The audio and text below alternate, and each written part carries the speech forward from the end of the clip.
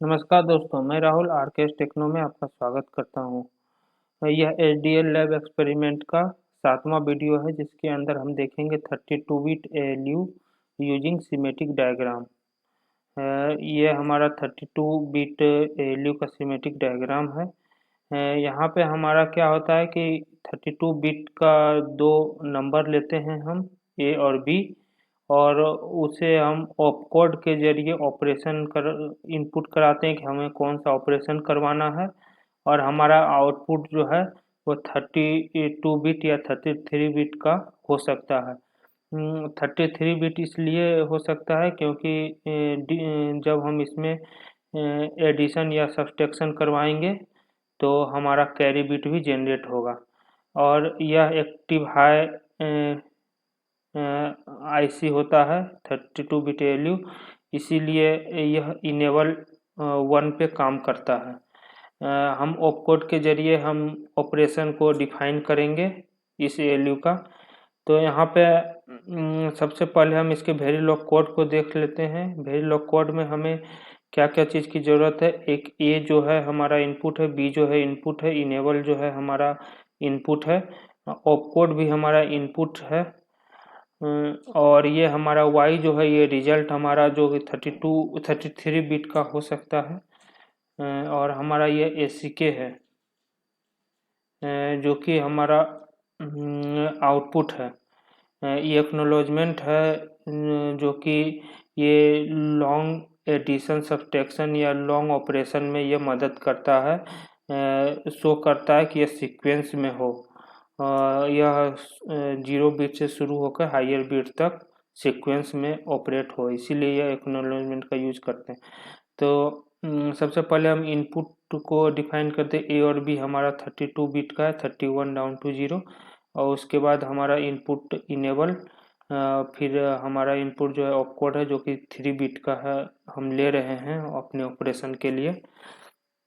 और फिर हमारा y जो है आउटपुट है जो 33 बिट का है, आउटपुट एक्नॉलेजमेंट। अब हम क्या किए, जो भी आउटपुट हमारा है वो हम रजिस्टर में डिफाइन कर दिए। उसके बाद ऑलवेज ब्लॉक हमेशा ऑपकोड इनेबल ए और बी को देखते रहेगा। यदि इस सब में कोई भी डिफरेंस आता है तो ये ऑलवेज ब्लॉक का रन करेगा। यहाँ ऑलवेज ब्लॉक बिगिन हो रहा है। हम देखें कि जब इनेबल हमारा जीरो के बराबर है तो हमारा 32 टिक डेसिमल बिट में हमारा ये जेड दे देगा। तो यह क्या होगा कि हम जानते हैं कि यह एक्टिव हाई ऐसी होता है 32 बिट एएलयू, इसीलिए जब हमारा इनेबल 0 रहता है तो यह हमें हाई इम्पीडेंस जेड ऑफर करता है। इसी इफ कंडीशन का ये इल्स कंडीशन है, इसके अंदर हम अपना टोटल केस लिखे, मीन्स जब इनेबल 1 होगा तो इल्स कंडीशन रन करेगा। ये इल्स कंडीशन को हम बिगिन किए, यहाँ एक्नॉलेजमेंट को 0 से साइन कर दिए। अब केस स्टेटमेंट के अंदर हम ऑपकोड को पास किए हैं, तो हम डिफरेंट ऑपकोड मीन्स 1 2 3 4 5 6 7 डेसिमल में, इसके आधार पे हम ऑपकोड के आधार पे हम यहाँ ऑपरेशन परफॉर्म कर रहे हैं।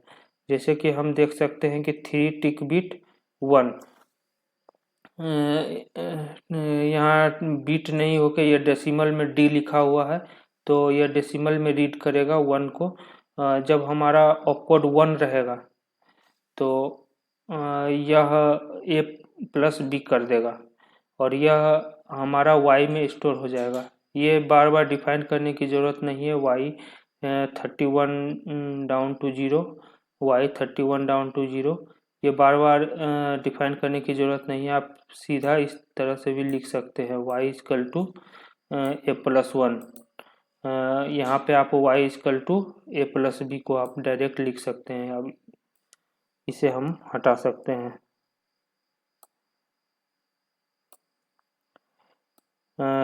इसी तरीक़ा से सभी ऑपकोड के लिए अलग अलग ऑपरेशन यहाँ डिफाइंड किया हुआ है।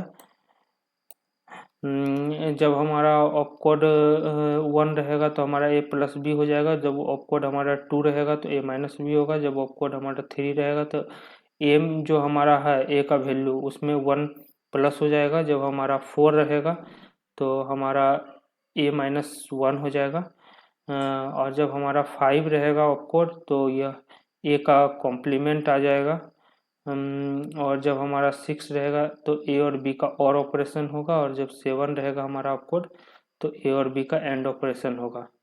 और यदि हमारा ऑपकोड ये सब में से कुछ नहीं है तो डिफ़ॉल्ट में डिस्प्ले करेगा इनवैलिड कोड। यहाँ पे अब हम इंड किए केस को, ये जो केस ओपन किए थे, फिर हमारा एक्नोलॉजमेंट यहाँ पे 1 हो जा रहा है।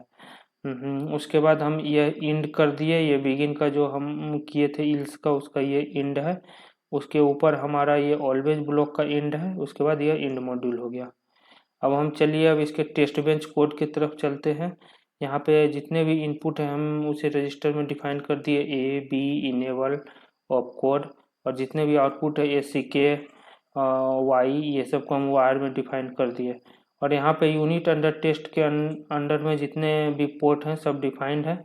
अब यहाँ से हमारा इनपुट देने का काम शुरू होता है। यहाँ इनिशियल किए, बिगिन किए, इनिशियल ब्लॉक बनाए, इसके अंदर हम A को 32 बिट में हम दे रहे हैं इनपुट 6, और ये B को हम 32 बिट में 2 इनपुट दे रहे हैं, इनेबल 0 रखें। तो जब हमारा इनेबल 0 रहता है तो हमारा हाई इम्पीडेंस Z ऑफर करेगा, तो हम इसे ग्राफ पर देखेंगे ये Z ऑफर कर रहा होगा। फिर 100 नैनो सेकेंड के बाद फिर हम इनपुट सेम है, हमारा इनेबल 1 है, ऑपकोड 1 है। तो ऑपकोड 1 है मीन्स ये क्या करेगा कि A और B को प्लस कर देगा। उसी प्रकार ऑपकोड 2 में A और 1 में माइनस कर देगा B को। उसी प्रकार जब हमारा ऑपकोड 3 है तो A में B को A में जो है हमारा 1 और प्लस कर देगा। अब चल इसी तरीक़ा से हम इतने सारे इनपुट दिए हैं, अलग अलग ऑपकोड के लिए अलग अलग इनपुट दिए हुए हैं। इसको हम इंड किए इस इनिशियल ब्लॉक को। अब एक और इनिशियल ब्लॉक है मॉनिटर, जो कि मॉनिटर करेगा A B enable opcode ACK, इस सब का हमको वैल्यू को शो करेगा यहाँ टर्मिनल पे। और यहाँ डॉलर टाइम भी है जो कि टाइम स्टम्प को भी शो करेगा। इसे भी इंड कर दिया, यहाँ इंड मॉड्यूल हो गया। अब चलिए इसे हम अपने Xilinx सॉफ्टवेयर पे रन करके देखते हैं। तो ये हमारा Xilinx सॉफ्टवेयर है, इसे हम ओपन कर लेते हैं।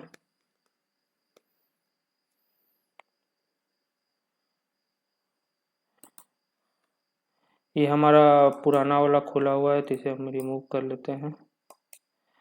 यदि आपको प्रोजेक्ट बनाने, मॉड्यूल बनाने या डिवाइस के बारे में नहीं पता है कि किसे सेलेक्ट करना है, तो हमारा इंट्रोडक्शन वीडियो ज़रूर देखिए, जो कि इस सीरीज का सबसे पहला वीडियो है। उसमें हम अच्छे से एक्सप्लेन किए कि कैसे हम न्यू प्रोजेक्ट बनाएंगे और उसके बाद उसमें न्यू मॉड्यूल बनाएंगे। हर एक वीडियो में न्यू प्रोजेक्ट बनाना संभव नहीं है, ये बहुत टाइम टेकिंग होता है। तो चलिए अब हम इसमें हम अपना मॉड्यूल को डिफाइन करते हैं, मॉड्यूल बनाते हैं। हमारा मॉड्यूल है 32 बिट ALU, तो लिखते हैं ALU 32.v।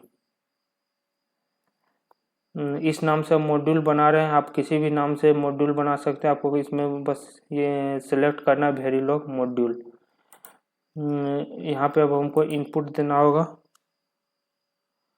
हमारा इनपुट है A, B, ये दोनों हमारा 32 बिट का है, तो ये इनपुट हो गया। ये बस में हम दे दिए 32।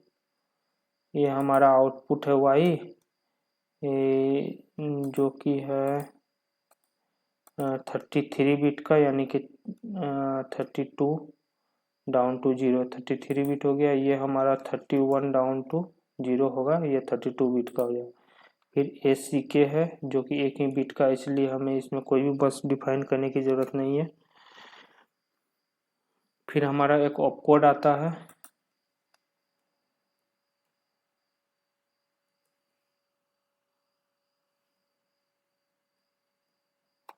ये हमारा ऑपकोड जो है 3 बिट का है,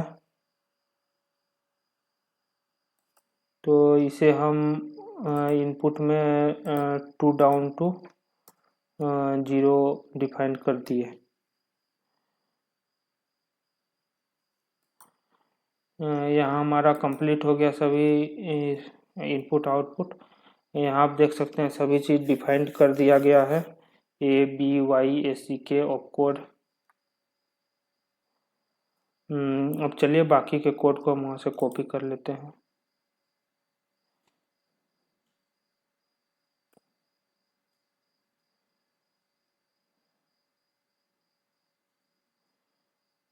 यहाँ तक इसे मैं कॉपी कर लिया और यहाँ पे मैं आकर इसे पेस्ट कर दिया। अब हम इसमें सिंथेसाइज में जाके अब हम इसे चेक सिंटेक्स करेंगे। मैंने सेव नहीं किया इसलिए सेव करने के लिए बोला। यहाँ पे कुछ एरर आ रहे हैं। लाइन नंबर 27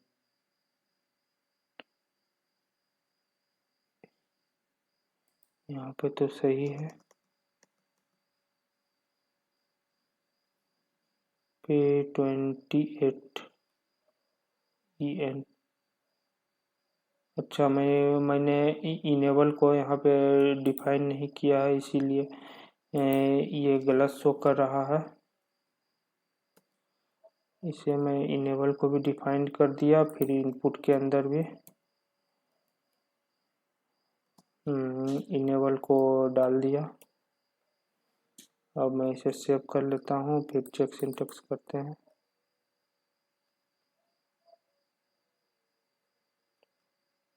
लाइन 28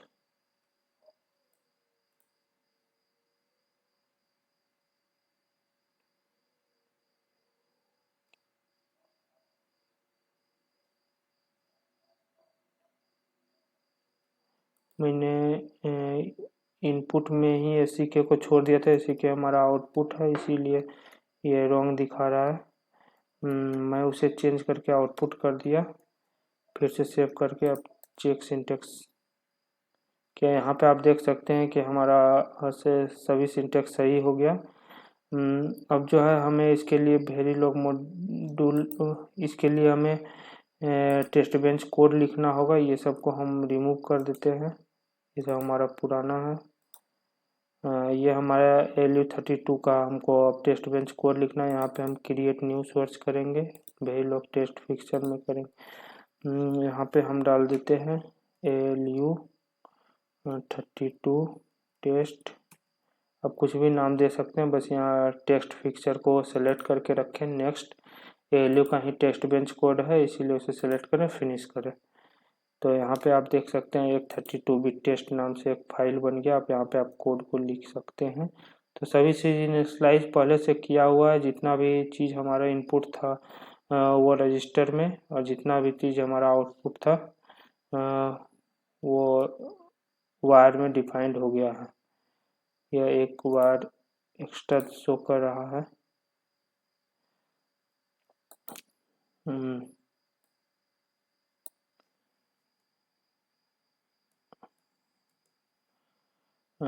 इसमें हम हो सकता है कि एक्स्ट्रा में कुछ दे दिए हो आउटपुट में। आउटपुट वाई है, आउटपुट एसी के है, कुछ नहीं है, वो एक्स्ट्रा में आ गया। हाँ, तो अब इसके बाद जो है यहाँ पे हमें इनपुट देना है। इनपुट देने के लिए हम सबसे पहले इसे डिलीट करते हैं, वहाँ से हम कॉपी और पेस्ट कर लेते हैं। यहाँ से हम इसे कॉपी, दूर तक हम इसे कॉपी कर लिए, यहाँ पे इसे पेस्ट कर देते हैं। यहाँ पे जितने भी टिक बिट थे सभी में व्हाट आ गए हैं, तो इसे हमें चेंज करना होगा।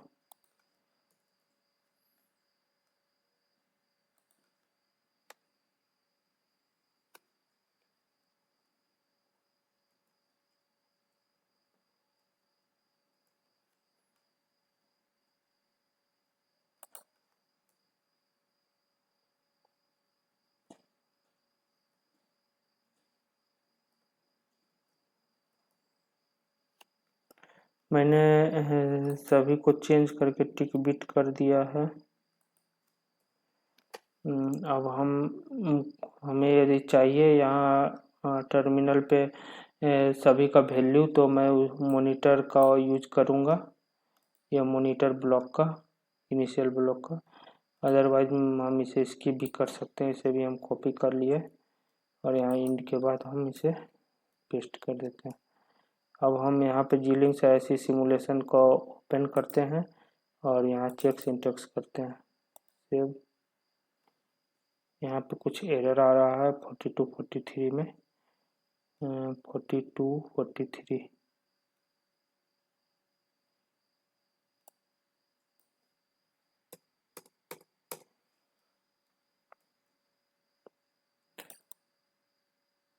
ये हमारा सही हो गया, वो एक एक्स्ट्रा में आ रहा था। तब हम इसको सिमुलेशन बिहेवियरल मॉडल पे क्लिक किए, डबल क्लिक किए, ये हमारा आउटपुट आ गया। इसमें हमको क्या करना है कि आउटपुट को हम सबसे नीचे रखते हैं, ACK को ऊपर रहने देते हैं, फिर इनेबल को रखते हैं, फिर हमारा ये A और B है और ये हमारा ऑपकोड है और ये हमारा आउटपुट है। तो सबसे पहले हमारा क्या था कि हमारा इनेबल 0 है, तो इनेबल 0 में तो हमारा Z ऑपरेशन आ रहा है। इसको भी हम सेलेक्ट करके इसको हेक्साडेसिमल में कन्वर्ट कर लेते हैं। इसको भी सेलेक्ट करके हम इसको हेक्साडेसिमल में सेलेक्ट कर लेते हैं। तो अब हम एक टाइम स्टैम्प लेंगे, फिर उसे हम यहाँ पे प्रेस किए तो यहाँ पे हाँ जो 145 नैनो सेकेंड पे हम देख सकते हैं कि हमारा इनेबल भी 1 है, A का वैल्यू 6 है, B का वैल्यू 2 है और ये हमारा ऑपकोड जो है 1 है। तो ऑपकोड जब हमारा 1 रहता है तो हमारा ये A और B ऐड हो जाएगा, तो 6 + 2 हमारा 8 हो गया। हमारा ये सब भी हेक्साडेसिमल में होना चाहिए 32 बिट में।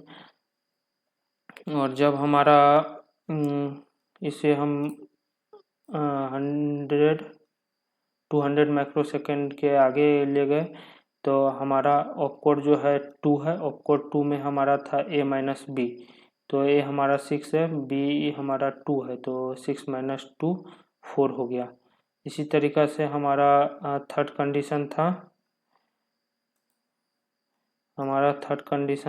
A3 में A+1 और फोर्थ कंडीशन था A-1।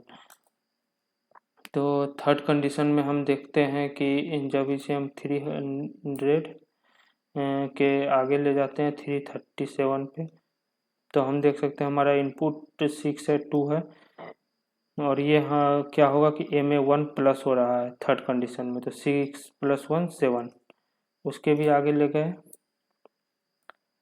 तो हमारा A में 1 माइनस हो रहा है, हमारा A इनपुट 6 है, उसमें 1 माइनस होके 5 हो रहा है। इसी तरीक़ा से हमारा आउटपुट है, आप आगे भी वेरीफाई कर सकते हैं। आगे हमारा एंड ऑपरेशन और ऑपरेशन है, तो उसे आप बीट में लिख के उसे वेरीफाई कर सकते हैं और यहाँ से आप अपने आंसर को मिला सकते हैं। आशा है कि आपको ये वीडियो समझ में आया होगा, आपको ये 32 बिट ALU का वेरिलॉग कोड समझ में आया होगा। धन्यवाद।